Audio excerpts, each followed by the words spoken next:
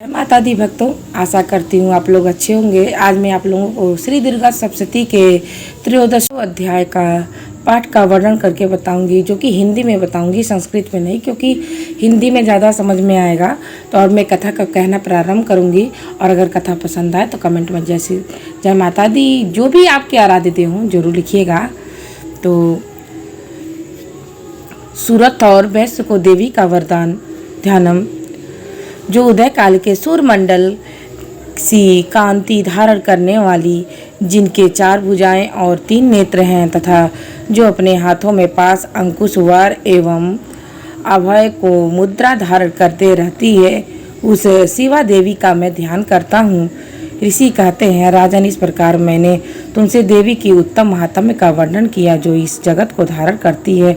उस देवी का ऐसा ही प्रभाव है, वे ही विद्या ज्ञान उत्पन्न करती हैं। भगवान विष्णु की माया स्वरूपा उस भगवती के द्वारा ही तुम वैश्य और अन्याय विवेकी जन मोहित होते हुए भी आगे मोहित होगे। महाराज, तुम उन्हीं परमेश्वरी शरण में जाओ, और आराधना करने पर वे मनुष्यों को ही भोग, स्वर्ग, मोक्ष प्रदान करेंगी। तो माता के द्वारा कैसे मोक्ष प्रदान होगी? श्री मार्कंडेय जी कहते हैं, कौष्टकी मेघा मुनि के ये वचन सुनकर राजा सूरत ने उत्तम व्रत का पालन करने वाले महाभागे महर्षि के प्रणाम किया। वे अत्यंत ममता और राज्यपहरण के बहुत खिन्न हो चुके थे।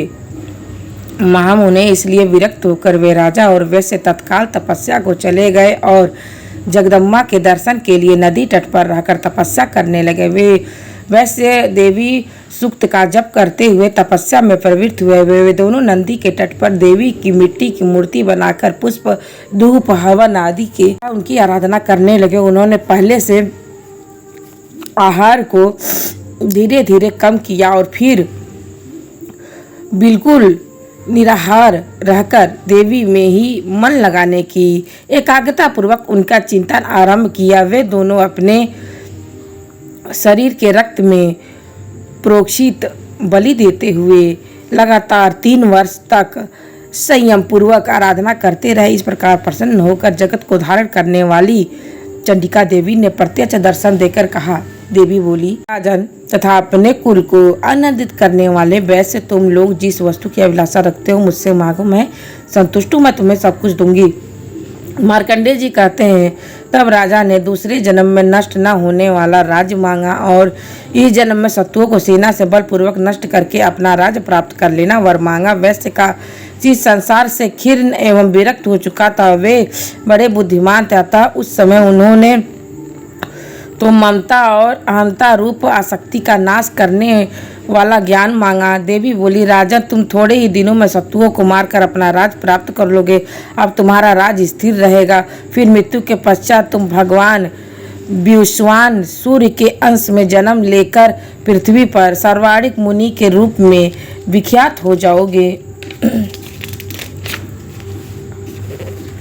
इति श्री मार्कंडेय पुराण सर्वाणी मान्वंतरे देवी महात्म्ये सूरत वैश्यनो वर प्रदानम नामम त्रयोदशो अध्याय। उवाचम अधिश्लोका श्लोका एवं एवानंदित समस्त उवाचयंत्रा अर्धश्लोका श्लोका अनुमाति।